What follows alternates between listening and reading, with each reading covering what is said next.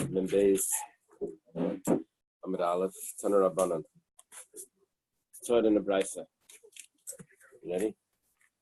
Start in the Brisa. Nidda Daf, woman that's a Nidda, or she's a Zava, that means she's seeing blood in the correct time, in the time that she's supposed to, or in the 11 days that normally she wouldn't.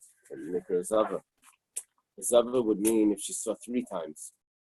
Shemeres Zava Gedola. Shemeres Yom Keneged Yom is if she sees 1 or 2 times. So she's only tummy for one the following day, as opposed to 7 extra 7 days. Vayiledas, and a woman that gives birth. Kulam etamas b'pnim k'bachutz. All of them give off tumah, even when the blood is inside, before it comes out. Vayiledas, we're a little surprised over here, as we'll see in a minute. Bishlem akulu l'chaye. L'chaye means emes. And some people wanted to say that when the Svardim say Baruch Atah Hashem, and everyone shouts out L'chaim, right? It's really supposed to be L'chaye. L'chaye means emes, Aramaic. L'chaye. But then there's a medrash that says that when they would take someone out to be killed, so they would give him wine to drink first. So what we're saying is when we're drinking wine, we're not drinking that sort of wine. We shout out L'chaim. So it's a different sort of wine. We're not drinking for that reason. But the reason they did that. It's a Yalkut Shemaim somewhere No, but the. Vayakov Kude, somewhere over there. But isn't the wine putting over there so that their mind's clear, even though they're about to die, to think if they have a explanation for really? it? That's what I thought it was the other reason. Okay, yeah. So the mind gets clearer. That sounds like a addictive thinking, though. No, because that's the whole thing was that they were trying to get to that they wouldn't kill him. What? Well, this is at the very. I think it's at the very end. Okay, so it goes like this. L'chaye. It makes sense. It's true. Ella Yeledes. But what about a woman that's giving birth? We're talking about we're talking about the blood that's coming out while she's giving birth. So even may need a nida, even may ziva. What's you don't have to talk about Yeledes. There's no special tumah in the blood of a Yeledes. If she's giving birth during Nidda days, then the blood is a nida. If she's giving birth during the ziva days, then the blood is a ziva. So you don't have to give that in another category. Like tzricha, it's some people just lie. No, tzricha, it's necessary to say that's the case. So you're the litful mitum latara. We're talking about that she's in between the clean days and the days after a birth. 14 days to the days of Yimei Tara, which is 66 days. And we're going according to Bais. The Bais says that just the days itself don't make the purity. It's the days and the mikveh that make the purity. So what we're saying over here is that, let's read another line and we'll get the case clear. We're talking about that she's going to the mikveh after the blood has exited the uterus, but it's still in the outer area. It's still inside of her, and then we're going to say that she's going to be tameh even after she comes out of the mikveh. So it goes like this: Rab Zera says in the name of Reb Chia Barashi. It says in the name of Rab. Yeledesh the litfo mitum latara. She's going to the mikveh in between the 14 days and the 66 days. Menachem menadam, and blood comes out of her uterus, but it's still in the outer area. Yerida, if it's while she's going into the mikveh, tameya, then that blood is tamei, and therefore it's going to be matamaher. Aliyah tahira, but if it's when she's coming up, so then it's already tar. Why? Because the mikveh changes her status from Tuma to Tara. from the 14 days to the 66 days, because we're going according to Bais Hillel. That says that it's not just the day, it's not just the calendar that switches it, it's also the mikveh. Yomi Yutvila, we had that like this before, Bais Hillel. Okay. There's one point over here that I'm not explaining specifically because the Gemara is going to ask it in a moment. Amalei Rabbi Yirmiyah Rabbi Zera. So Rabbi Yirmiyah says to Rabbi Zera, Yerida Maitmeya. What are you saying? She's going into the water. Blood is coming out from the uterus to the outer area. She's going to go to the mikveh. When she comes up, why is she tummy? When does she become tummy? When the blood exits the uterus into the outer area. So she went to the mikveh. So what are you going to say? That there's blood inside. But that blood inside, what's the problem with that blood? I know that blood was from the days when she was tummy. I know that. But how's it going to make her tummy? It's tumah balua. It's absorbed tumah. The rule by tumah balua is that it doesn't give off. It doesn't give off any tumah. You see, tumah balua is like it's bottled to the body. It's something that's totally absorbed inside. Would not give off any tumah. Becomes nullified to the rest of the body. So this is tumah balua. It's totally absorbed inside. It shouldn't make your tummy at all. The tumah usually when there's something of tumah maga, it means something that's touched. It needs to be touched in a visible way. Over here, the fact that it's touching her inside her body, that blood should not give her. We're not talking about she's becoming a nidda now, because the blood already exited her. We're talking about becoming tummy from touching the blood, because the blood itself is tummy. That doesn't give off any tumah if it's absorbed inside her body. You're saying that just visible is the only living proof. Like I could say, I can't see your brain, so you have no brain. Saying just because you can't see anything doesn't mean. So when it comes to tumah, it has to be visible. Why? Like if it's obvious, if something obvious that it actually touched, then you should be.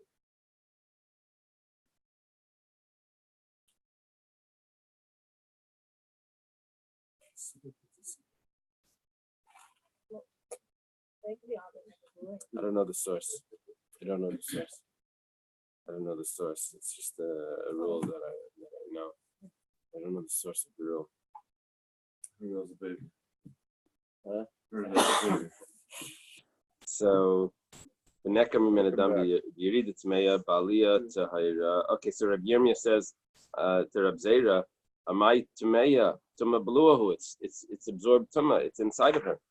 Amalei, Rabbi Zera says, Zil Shailer above and das Brisna Alei. The Karkashli Bereshe Be Midrasha.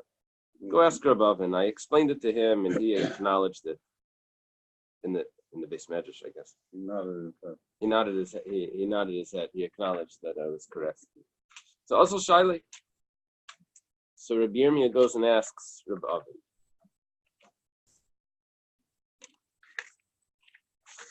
Rabbi Zera and Rabbi Yirmiyah get put into on the chart. They're put in Eretz Yisrael.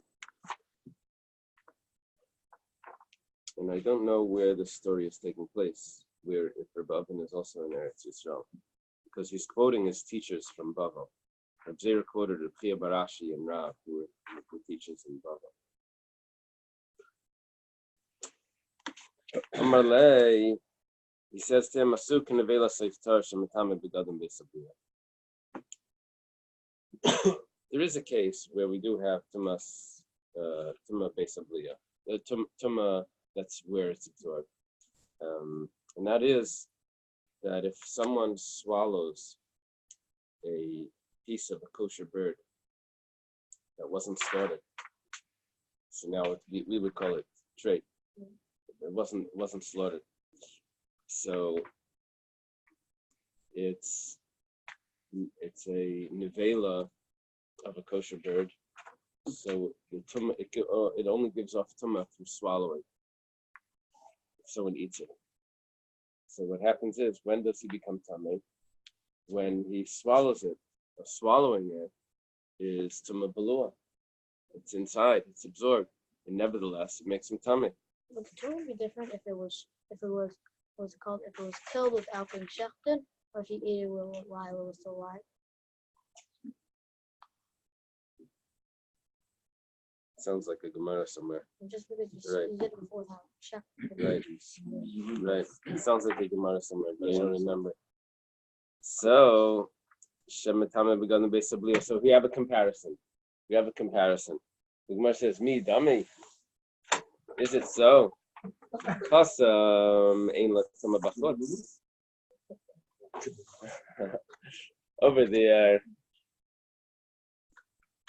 over there by the Bais Abliya, there is no tumah outside. The only tumah that it gives off by a Rabbi says it's a special din, that it only gives off tumah in this weird way that when you swallow it. But over here, there's other types of tumas. So this is a regular sort of tumah. You're making a comparison to this halacha that has a certain uniqueness to it, and you're saying that we're going to spread that uniqueness over to other tumas as well, but it's not so. That tumah is very unique. It only gives off tumah when you swallow it, which is Bais Abliya. So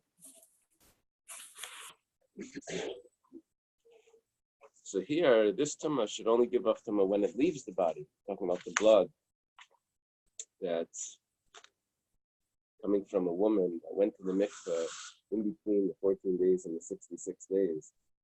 And we're saying that if it was inside of her, if it left her uterus and was inside of her before she went to the mikveh, now it's going to make her tummy while it's inside.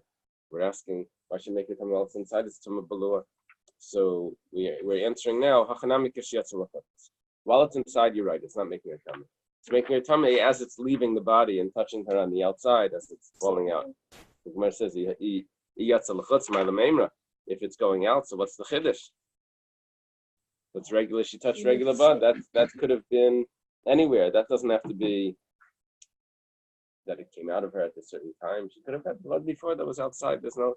What are you telling me here? A story. This with all these details. She touched blood.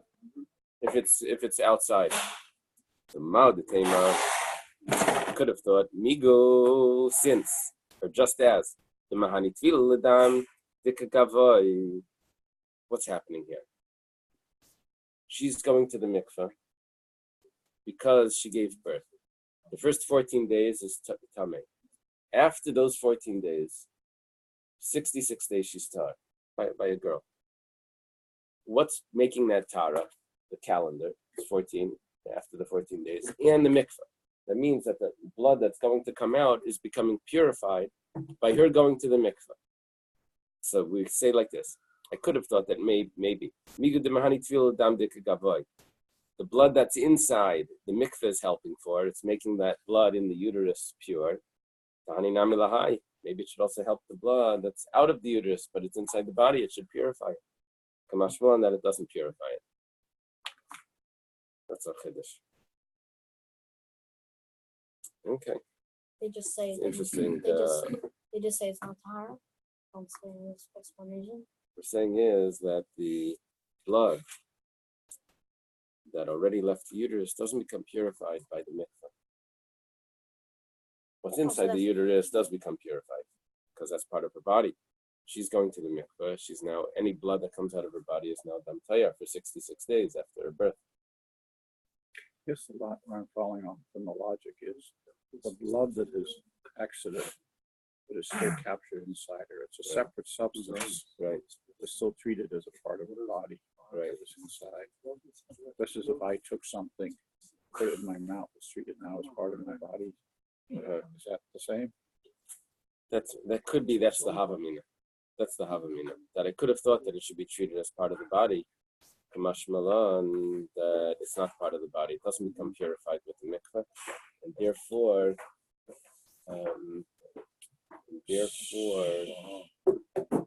when it exits the body, it's considered like it's touching it.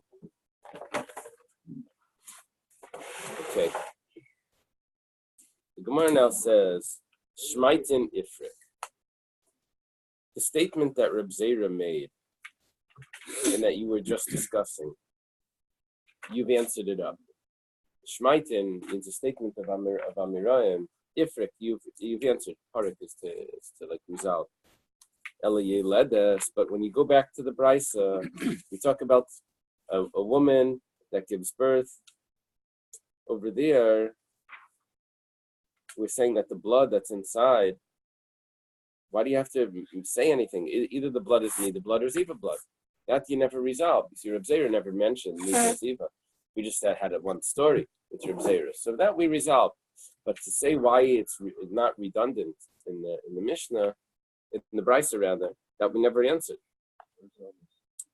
Even may Nidda Nidda, even may Ziva Ziva. So the Gemara answers, we're talking about where there was no blood. Aha. And it's going to be Metame Bais before it comes out, and there was no blood. So what are we talking about? We're talking about a birth. We're saying that a woman becomes tummy when she gives birth before the baby even comes out of the body, as long as it came out of the uterus. How do you have a birth that's Metame inside, just as if it's outside? My answer is, it came out of stuck its head out of the praise there. I wonder if they translate the praise there as the cervix. I don't know what the. Look at the Rabbi Shia, like Rabbi Shia says. Them Rabbi Shia, the Zeder Shem Yetzia Vlad Reish Chutz l'praise there. I know, but it needs to be inside. It needs to be still inside. What would be that it stuck its head out inside? Okay. Inside's out, actually, much more. Yeah, but then it didn't stick its head out. So it's a canal Okay. between the womb and the outer door. That's the service.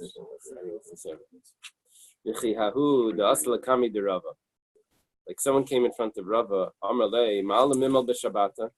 Am I allowed to do a bris on Shabbos? Amalei Shapidam, he says yes, you're allowed. Basud Denafik, after he left, Rava says,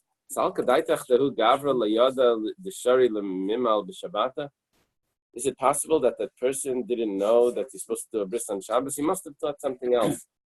So Azul Basri goes after him. Amar Li, he says to the fellow, Eily easy. Tell me now. Easy means now, at least according to the gesture. And my translation, do they translate easy as now? One of the translations said, my friend. Easy is like my friend, like we say Izzy. Eily easy, tell me now. Gufadov the Heichahavi. You remember this, Yossi? Gufadov the Heichahavi?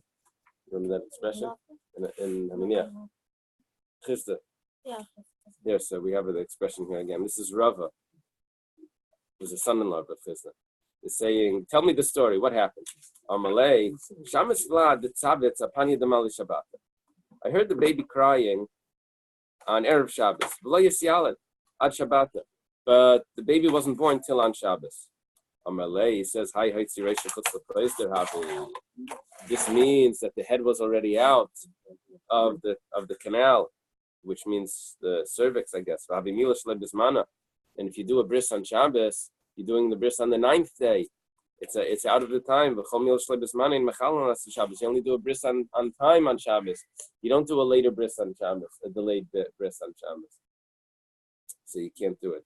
So Rava, first he answered the question, then he realized, no, he must have not understood the question. We said this story with, they say it with every Rav, but I heard it with Reb Chaim Meiser. So he was standing outside the show, and someone drove by, I don't know if it's a wagon or a car. He says, Rabbi, I'm a Kayan. I'm a Kayan. Am I allowed to take a grusha? So the Rav says, yeah, you can take a grusha. So he said, what? A Kayan can take a grusha? He says, no, he's a taxi driver. He wanted to know if he's allowed to give a grusha a ride in the taxi. So here, he had to clarify the question. So, okay. Iboilu, they asked the question. It's a technical difference in Hilchas Tumah. we're asking, is it considered absorbed or is it considered concealed? Absorbed or concealed? Gemara says right away, what's the difference? Both of them don't give off tumah. Absorbed tumah doesn't make tameh, and concealed also doesn't make the Bais starim. Tumah Bais starim doesn't make tumah when it's touched. What's the difference? You're asking an interesting question. We're asking that area of a woman, that's her private area inside her. Is that considered absorbed or is it considered concealed? It says, what's the difference? Let's say a friend takes a piece of nevela and puts it inside of her in that area. Now, it's only touching her. We say a friend because if she picked it up, she would be tummy from touching it. So we're talking about someone else is touching it and putting it inside of her. Now, if it's tumah balua doesn't give off any tumah. So touching means just with the hands. But touching is with any body. Means just with the hands. Yeah, but here we're taking a piece of nevela. No, touching could be any part of the body. Any part of the body. But what's happening is it's only touching her inside. So touching the claw means touching from the outside. From the outside. With any part of the body. But here it's being pushed inside in a way that it's not touching her any external part of her body. Now, what's touching her inside? Something that's tummy, nevela, which is tummy. So if I say that area, anything inside that area is considered absorbed, so tumah balua, touching something that's absorbed, that's inside, is not tummy. But if I say that it's just concealed, not absorbed, concealed, two different categories.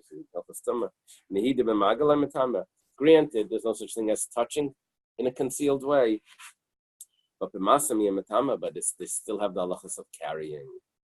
So if she would move it around, if she would hold it, I guess stand up or something, that would be considered carrying, and she would become tamei. Tumas Bais starim has the halachas of carrying, but tumah balua doesn't even have the halachas of carrying. She carrying her Shabbos? You mean the Rabbanan? So Nidda would be your first name. That was a real question. That's why you have to answer it. Well, he's still ignoring because it's a stupid question. You got it. You can I figure out how to answer you while you wait to recognize your question. Maybe that's the same difference. You're allowed to eat and walk outside. You say, you're carrying the food that's inside of you. No, it's absorbed in you because it's part of your body. You're allowed to walk outside chewing jam? No, you swallowed it. No. Your mouth is not balua. Your mouth is not balua. Maybe the throat. The throat, the Gemara is going to have a question in a few minutes. That's what I'm saying. Yeah. Very interesting. Very interesting.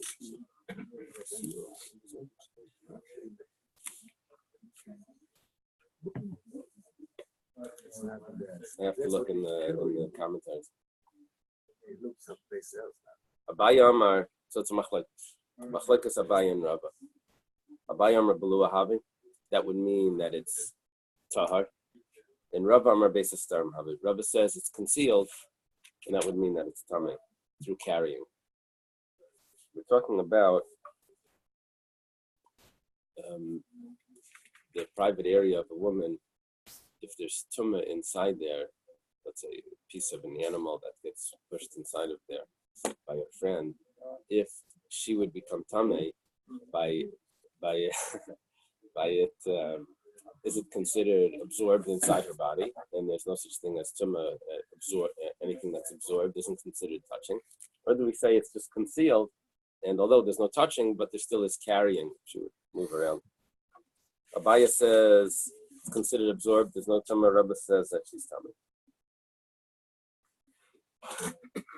Rabbi says, how do I know this? The Tanya was taught in the Bais. Now this goes back to if a woman becomes tamei by pileta shech vasera, how is she tamei? The Bais was talking about is she tamei only when it leaves her body? When the Shechva Zera leaves her body. So Reb Shimon held it was only when it leaves the body, and Reb Shimon gave this story with. It says that she becomes tamei, that they have to go to the mikveh after they're together. What's the issue over here? If it's touching, if she becomes the man has to go to the mikveh because he's a balkari. That Shechva Zera emitted from him. And the woman has to go to the mikveh also. But if it's because she touched the Shechva Zera, so that's a regular negeya that I have another pasuk for. Why does it have to say barachatzu mamayim, that they both have to go to the mikveh? So it must be because touching doesn't count. Why does touching not count? Because it's Beis Hastarim. It's a concealed area. And touching in a concealed area doesn't count. It's in one of the laws of Tumah. And it says, El Mepnei Tumah Beis Hastarim, we quote the Bais. Because it's Tumah Beis Hastarim, Tumah Beis Hastarim Le'metama. Ela Shigzer Sakasavi. She's only tummy because of that pasuk. No, that's why I needed that pasuk that she also needs to go to the mikveh. Because of touching, it wouldn't matter. See the language that it uses? Tumah Beis Hastarim. It doesn't say Tumah Balua, that it's absorbed. That means that area is only concealed, not absorbed. He has a proof. Abaya says, no, that's not a proof. It's telling you one thing. It's telling you even.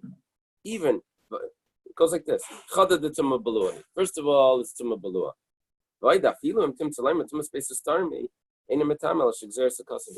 Even if you're going to say it's Tumah Beis Hastarim, because we're saying much more than what you're saying. We're saying that there's no Tumah at all. And nevertheless, the Torah says that she's Tumah. So what Abai is doing is he's saying that the quote that you're bringing me is not a proof that that's the limit of what that area is. Because really, it's Tumah Balua there. That's what Abai holds. It's really that area is considered absorbed. It's like absorbed under the skin. It doesn't give off Tumah. Something would be absorbed in the skin or something swallowed or something. But the Bais said that it's called Tumah Beis Hastarim. What we meant to say is that there's no Tumah there at all. Even Tumah Beis Hastarim. And so the quote doesn't prove it. It doesn't prove that that's the limit of it. It could be it's even worse than that. We're just trying to say, if you're going to claim that, it still doesn't work. Now they have another question. Makam nevela seiftar balua havi or beis hastarim havi. When a person becomes tamei through swallowing a nevela of a kosher bird, it's an area on the throat that makes him tummy. An area that's where it needs to be to make him tummy. So that swallowing area, right at the top of the back of the mouth, the top of the throat. So that's where the tummy is. Where exactly that area, the beginning of it, the end of it, and all of that is Rishonim discuss. So is that area considered absorbed? Or is it considered just concealed? And we already got the difference. What's the difference? If his friend doesn't take oif tahar and puts it there, he takes nevela and puts it there.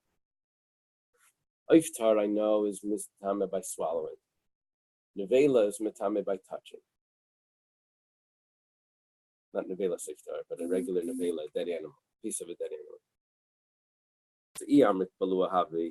If we say that area is considered absorbed in the body, it's not going to be tame. He didn't really touch it.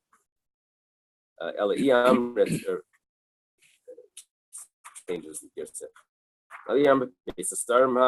But if we say that it's just considered concealed, granted that touching it won't give up tumah, but you still have carrying in a concealed way is if it's concealed, it still gives up tumah. So we have the same response here. Abai Amar Balua Havi, Rav Amar Beis Hastarim Havi. They have the same opinion. Bais says that it's Balua, Rav says it's Beis Hastarim. Bais says it's absorbed, Rav says it's concealed. Wait, I'm pretty sure I once learned that if the only way to stop a tumah, let's just say you have a box that's tame, you could have another box that's also tame, and you wrap it around that, and then the middle box will be tame. Benoit's calling. They have a space. There could be tumah that's, it could be protection from tumah, like putting something that's chaytzitz in between, that separates. That would be, So you're saying if it recovers, then what is this? that has to do with tumas oil. There's a dead body or something. Oh, so it's So like you want to stop the tumah from spreading upwards. Oh, So you can put something on top of it so the tumah won't spread up. If there's insulation, if there's ear insulation, one tefach insulation, so the tumah doesn't spread. Here, we're not talking about tumas oil. Here we're talking about touching. Touching needs to be touched in a visible manner. It has to be touched.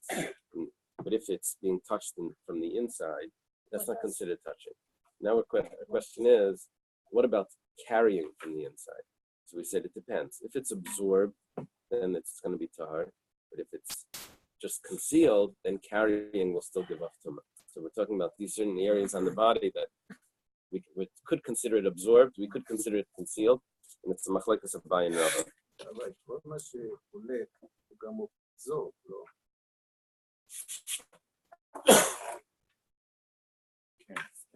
All over.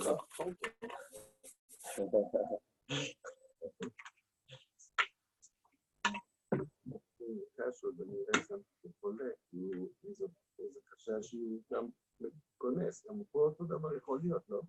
מה שחולה, מה שכתוב. You see,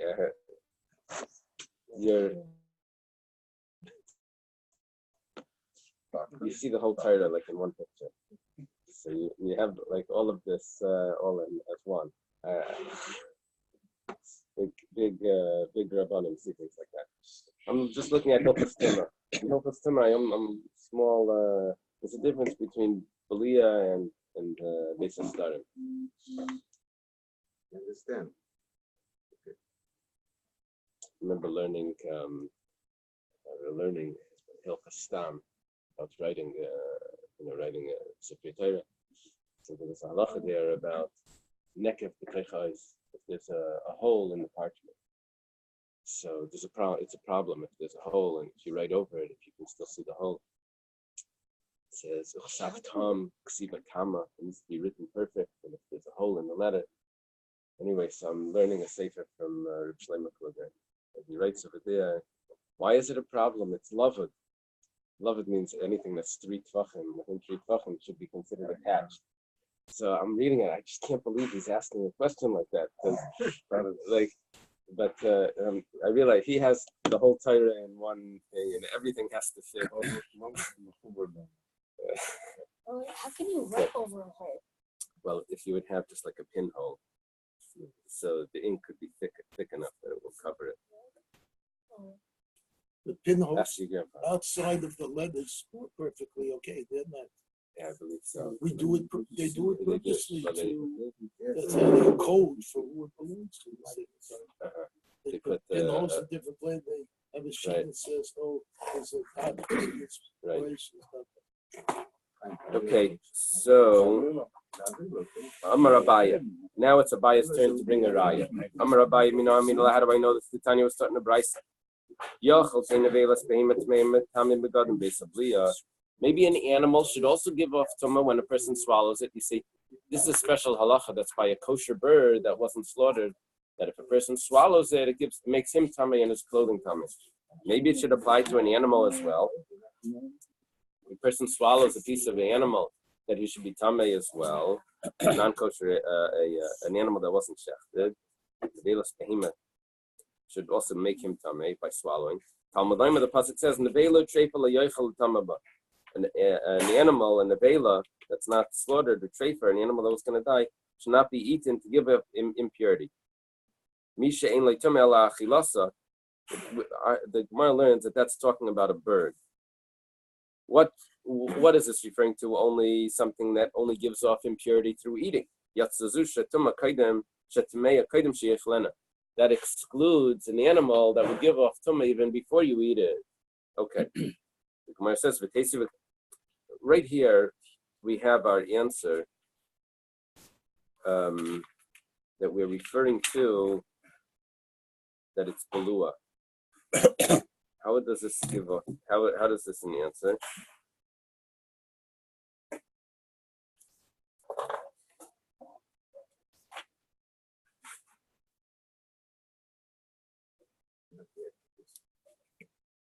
Okay, let's see the Kal V'Chaimer. Gemara says, why don't we do a Kal V'Chaimer, Minavela Seiftar, from the bird that a person swallows, that gives off tumah. So for sure, an animal should for sure give off tumah. Manavela Seiftar, Shein Le Tumah Bachutz. When it comes to a bird that doesn't have any tumah by touching, only by swallowing, but Yeshli Tumah Bifnim does have tumah if a person swallows it. Zush Yeshli Tumah Bachutz, and it didn't Yeshli Tumah Bifnim.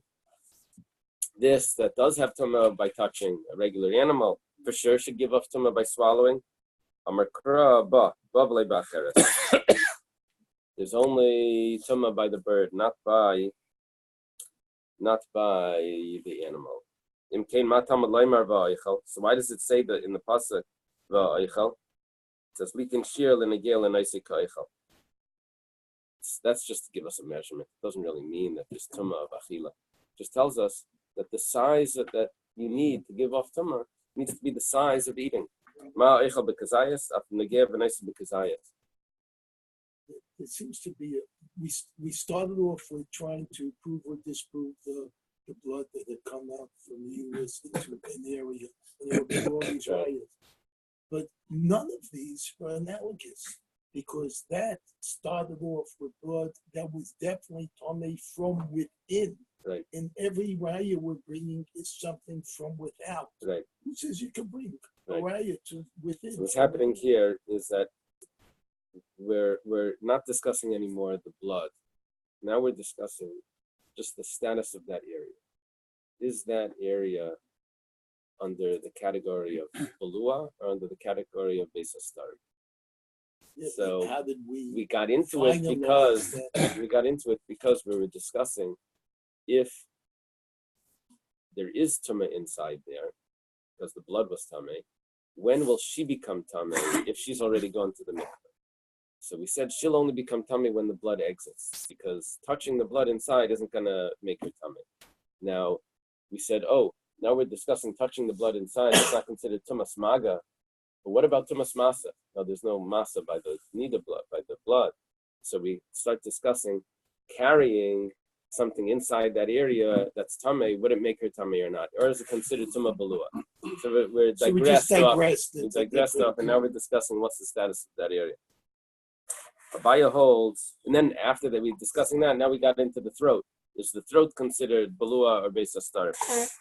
So, okay, Abaya's claim here is that it's considered tumah balua, and his proof is that the animal would not give off tumah there. I guess his proof is that if it would be Bais Astarim, then there would be tumah in the throat as well.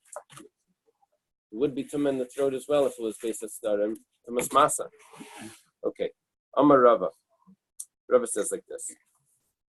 I'm going to give another example of Bais Astarim. So far, our examples of Bais Astarim were like mamish in the body. Sheretz b'kaimtai tahar. Someone has a sheretz that's in his armpit, so it's touching him in his armpit. So it's maga. Where's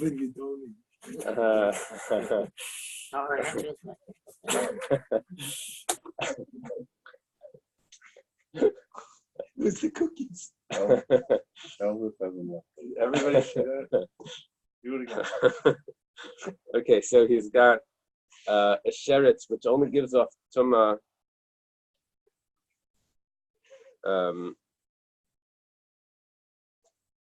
by touching. So it's in his armpit, and it's Bais Astarim. So tumas Bais Astarim, it's a concealed area. If he closes his armpit, it's concealed. It's not going to make him tummy. Nevela b'kaimtai, but if there's a piece of a dead animal, that gives off tumah through carrying also. So that's going to be tummy.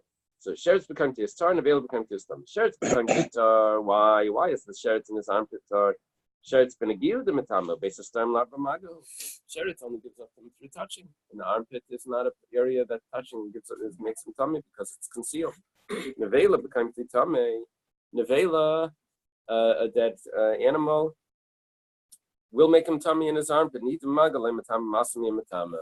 But it will still give off tumah through carrying. Nevela is a more severe sort of tumah than a sheretz. Sheretz became tummy. Let's say a person has a sheretz in his armpit, and he brings it into the area of an earthenware oven. The way an oven works, an earthenware oven works, is that anything in the airspace is considered like touching it. So it says it's tummy. It's as if he touched the oven. Shita. It's in the airspace. There's no mal the tema teichai. When it says anything that's in the airspace gives off tumah, Rachmana, that's what it says in the Torah, that's what the Eberster says. But this is not in the airspace. This is in the airspace that's in the airspace. Kamash Milan, that it's still tummy. Rish Lakish says, okay, this is an interesting story here. You have a stick that's sticking out of the armpit of, he's holding it in this, and he's moving another person with the stick. So the stick is sticking out, and he's moving the other person with the stick. So anything that is of moves is tamei. This should be tamei. We say no, it's tar. I'm sorry. Kana become tishal tar. Well, let's say you have a stick in the armpit of someone that's tar, a regular person. We hisipayas us up, and he's moving us up. Then he's tamei. My time. What's the reason? Why do we have this distinction? Amar Kra, you see, the person that's moving the zav is like lifting him. In a zav, if you lift him, it makes you tamei. So it's metame b'masa. You lift it up. You lift up the zav. You become tamei. But my time. Anything that the zav touches and I mean anything the zav touches, or anyone that touches the zav. We learn from this that this is talking about moving.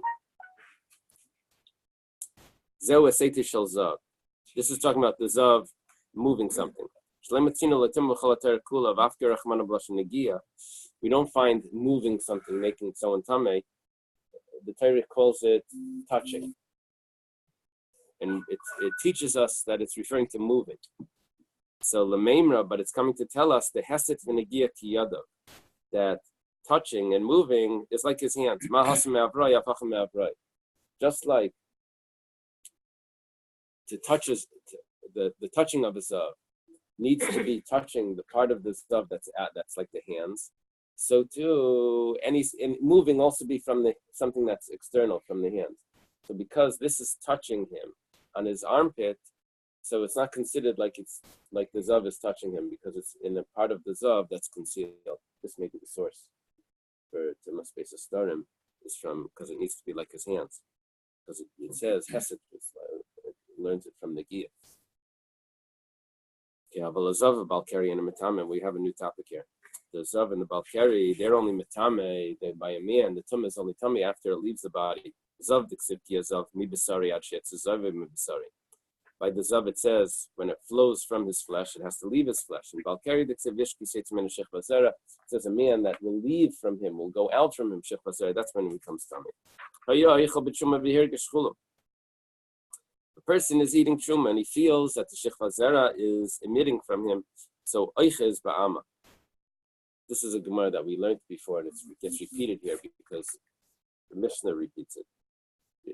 Over there, we said it. We had a different Mishnah, and we quoted this. And now this is the basis of it, and we're quoting the Gemara on this. So oiche he's supposed to grab his aver, his bris, and to not allow the zera to come out because he's in the middle of eating truma, and when it comes out, he's going to become tamei, and he's going to be eating the truma with truma. So he has to hold the aver so that no zera comes out. But Tani was taught in the Braiser,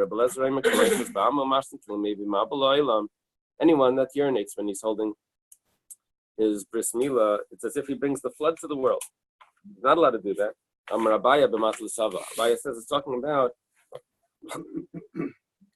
he has a thick cloth that he's using, so he's not warming himself. He's not bringing any excitement on himself. As a material that he doesn't feel his hands. Rav Amar, could be even thin cloth.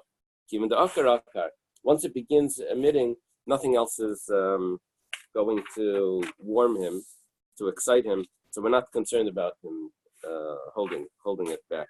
Abaya still must be sufe. Abaya is concerned that maybe it's going to increase the amount. Rabbi says that's not a problem. Nothing's going to increase once it already has emitted from inside and it's just being held in his organ. But Tanya, it's taught in the Brisa. It's similar to someone that puts a finger in the eye. It's going to cause tearing. So here also, it continues to tear. So you shouldn't be yoiches ba'ama. Rabbi says, Rabbi says, don't be concerned about that, because once he was warned and he already had it already emitted from inside, he's not going to warm himself again. That's not a concern. Okay, well, I guess we'll leave it over there.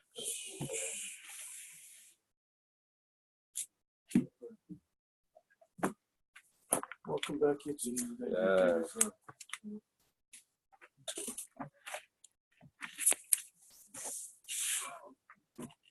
Hey guys, have a good day. Okay, thank you.